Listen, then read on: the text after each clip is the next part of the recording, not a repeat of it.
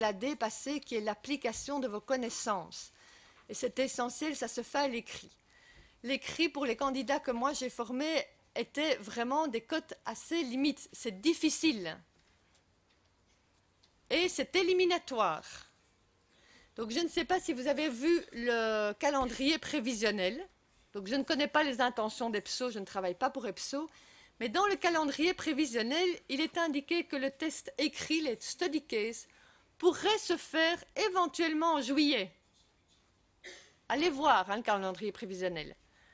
Ou en septembre, au moment de l'Evaluation Center, comme ça s'est fait la dernière fois.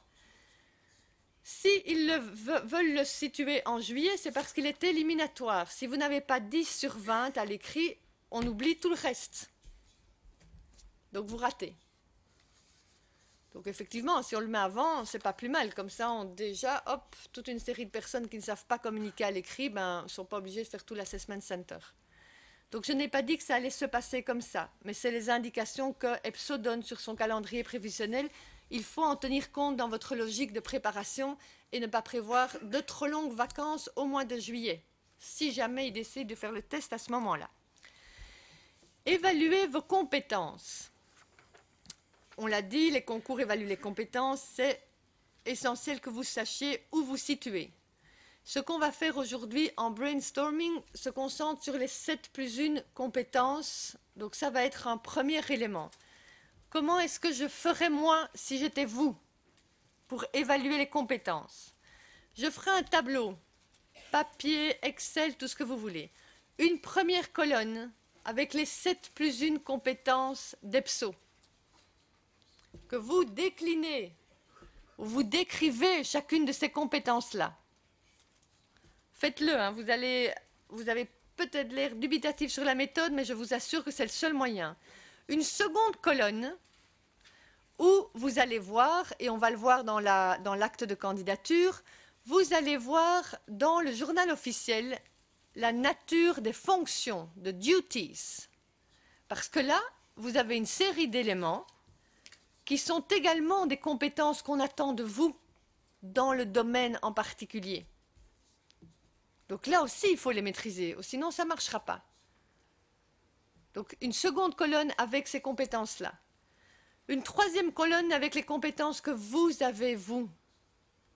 Donc en dehors de ces 7+1, j'espère, je suppose que vous avez d'autres compétences.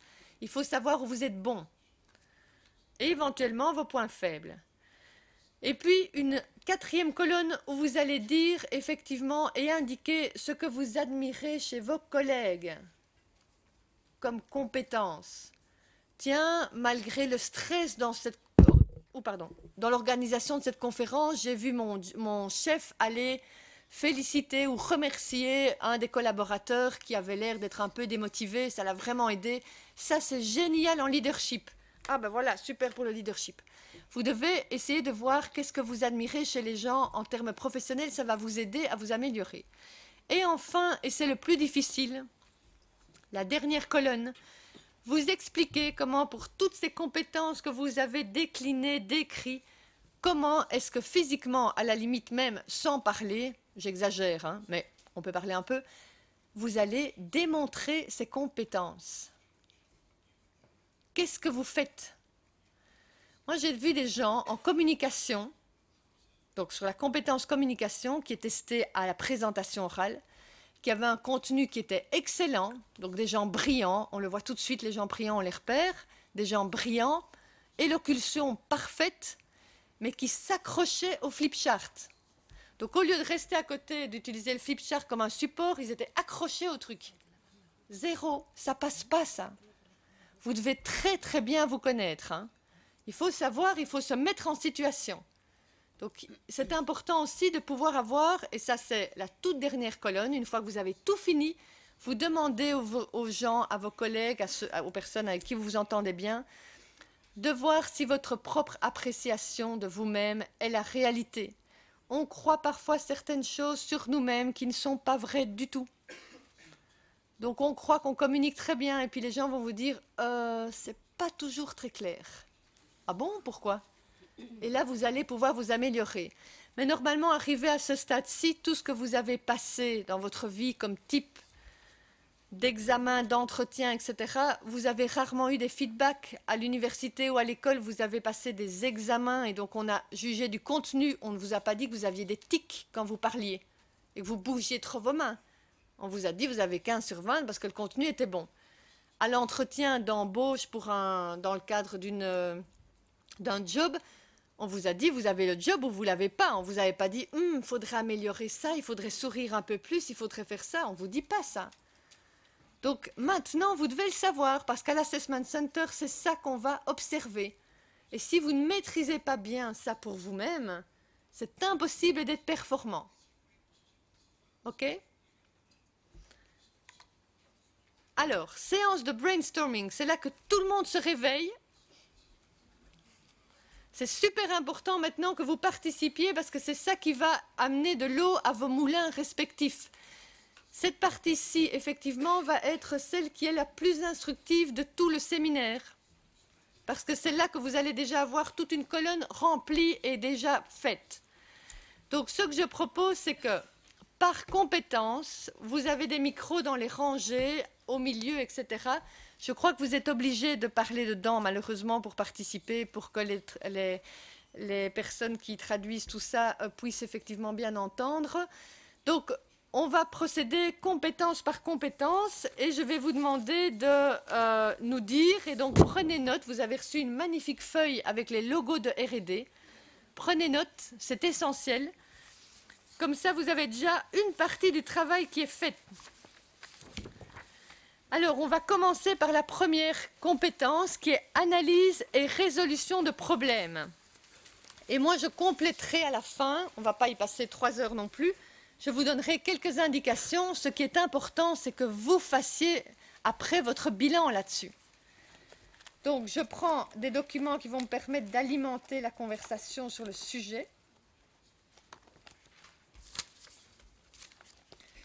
Et je vous propose effectivement de commencer. Qui a quelque chose à dire sur qualité? Non, qu'est-ce que je vous ai dit? Analyse et résolution. Alors, qu'est-ce que c'est pour vous, analyse et résolution de problèmes? Quand je dis qu'est-ce que c'est, ça veut dire, pensez que vous allez devoir démontrer ça.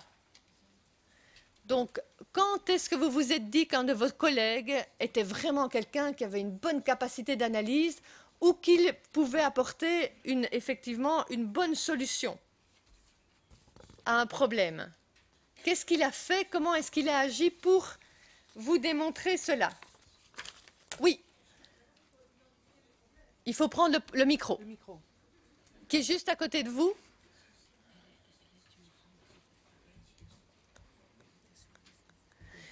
C'était...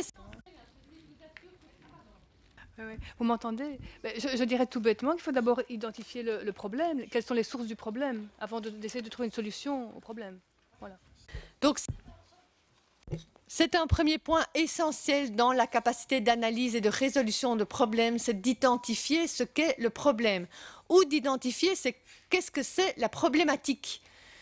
Donc, c'est essentiel pour tout. Dans le study case, on vous demande par exemple de parler des différents points de vue qu'il y a dans les documents.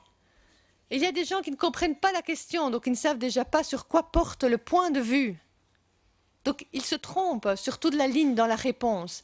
Donc, identifier le problème dans la présentation orale, dans l'exercice de groupe, dans le study case, c'est essentiel. C'est essentiel également dans le test numérique et verbal. Si vous ne comprenez pas la question du numérique, vous allez appliquer une règle qui n'est pas la bonne et vous n'aurez pas la bonne réponse. Dans le test de raisonnement verbal, si vous ne cherchez pas quels sont les key issues, si vous ne trouvez pas la problématique qui est traitée dans le texte sans devoir comprendre, on est bien d'accord, vous allez perdre du temps. Donc c'est essentiel ceci. Donc identifier effectivement le problème et ses sources. Quoi d'autre?